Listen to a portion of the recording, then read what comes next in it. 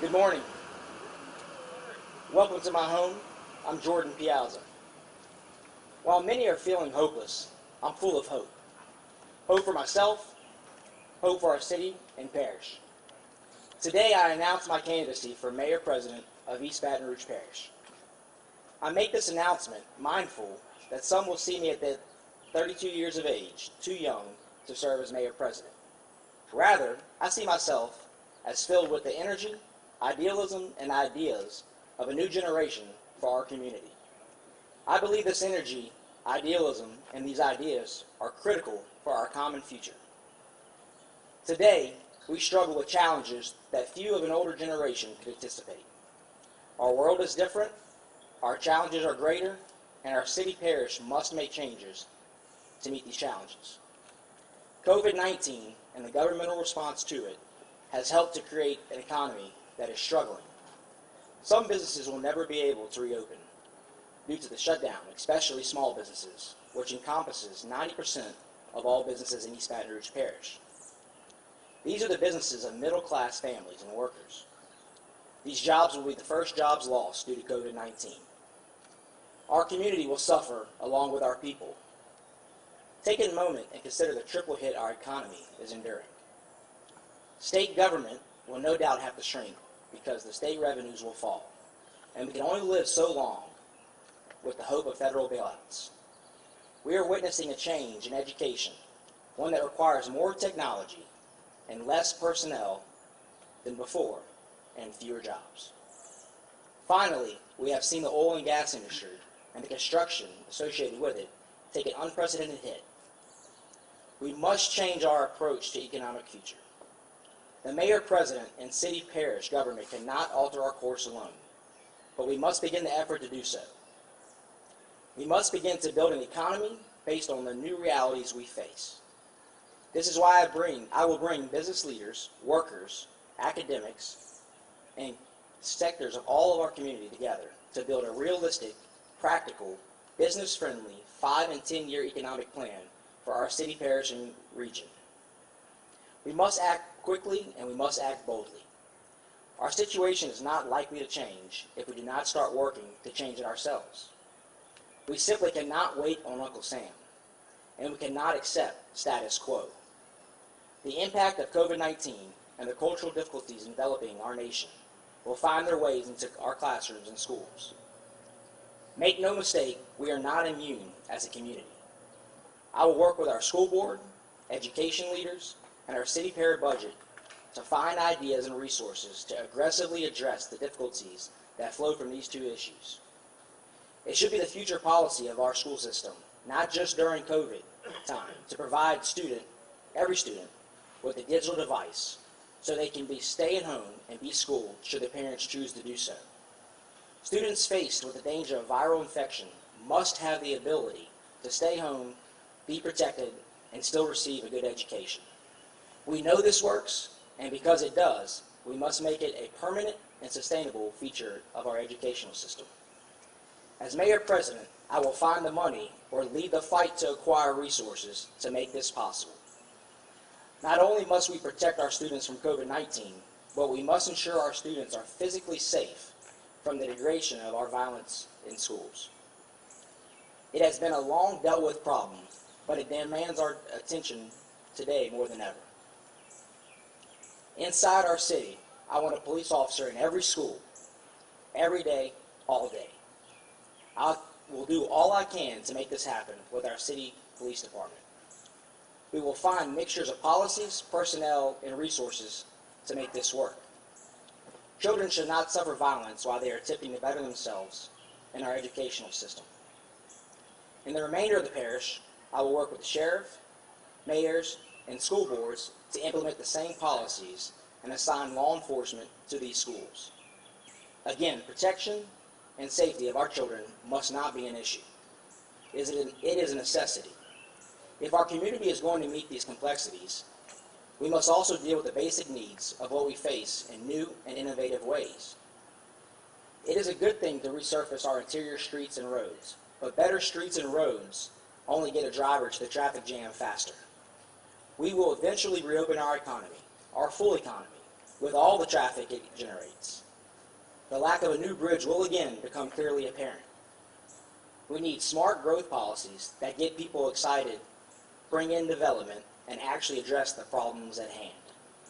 As Mayor President, I will lead a team in the fight in being more creative, utilizing modern plans of funding and development, particularly public-private partnerships, to get a new bridge and new throughways and new development more quickly throughout the entire parish. My guess is we are really talking about poles, but the good news is that those who are non-residents simply passing through will pay a significant part of these tolls. We need smart and responsible development, not tax and spend policies. Anyone who's driven around our flood streets the last 2 days can plainly see we still lack adequate draining, even after the 2016 flood. While we change the priorities of our city parish, we must exhibit greater budgetary discipline. Over the last 4 years, the city parish budget has increased by $125 million and has reached $1 billion a year in expenditures this year. $1 billion. During the same time period, the parish has lost 6,000 residents.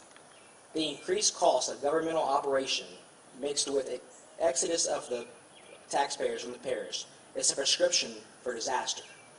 If this continues, Baton Rouge will look like the defeated and destroyed cities around our nation. Don't think the rapid decline we are seeing in other major cities in the United States can't happen here.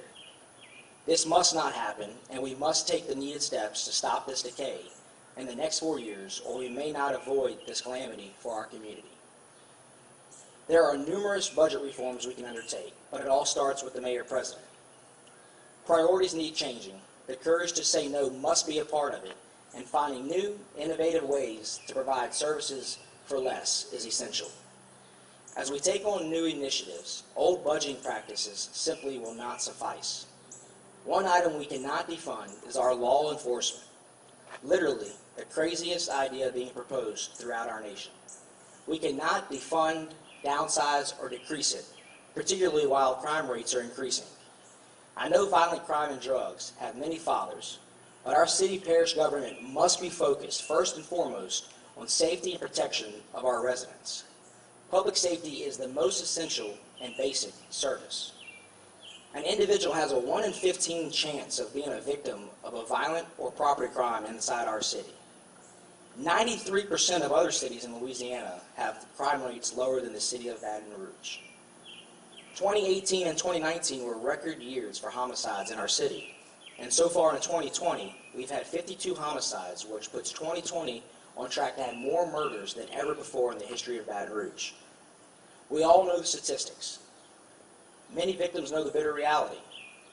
Better policing, faster response, and community orientation all serve to protect. We must do better, and as a team, we will.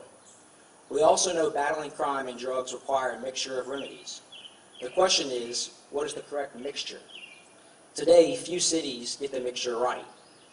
Until this correct mixture is found by working hard together and in good faith, our obligation as government is to plan, protect, patrol, and respond. Speaking of good faith, St. George does not have to be a contentious issue for the city parish. I know the debate is all good. It's all about who had the right to vote. The current lawsuit is with Mayor Broom and is a personal lawsuit. She will do as she pleases with it. I think we need to move forward and everyone work together for a better plan. These are just some of my thoughts. As the campaign unfolds, I will have more to say. I was born and raised here in Baton Rouge. My family, led by my late father Gus and my mother Janine, worked tirelessly in the restaurant on Government Street. They loved their patrons, respected value, appreciated and practiced kindness and generosity, and gave of themselves to raise a good and decent family. Later in life, due to my father's illness, he ran into financial difficulties in the restaurant business. Dad had put me to work in Phil's when I was quite young. He believed and taught hard work, and by working, scratching, saving pennies, and spending late nights, we were able to pull his restaurant out of those troubled times.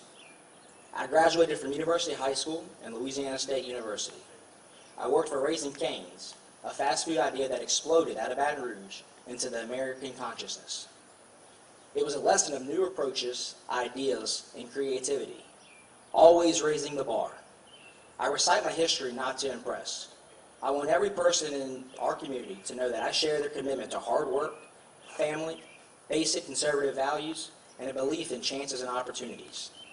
I'm of the younger generation, but I hold tight to what we all call traditional. Now, I know I may not fit the mold of what East Baton Rouge has come to expect for a mayor-president, but it's time to break that mold because we need a new generation of leadership.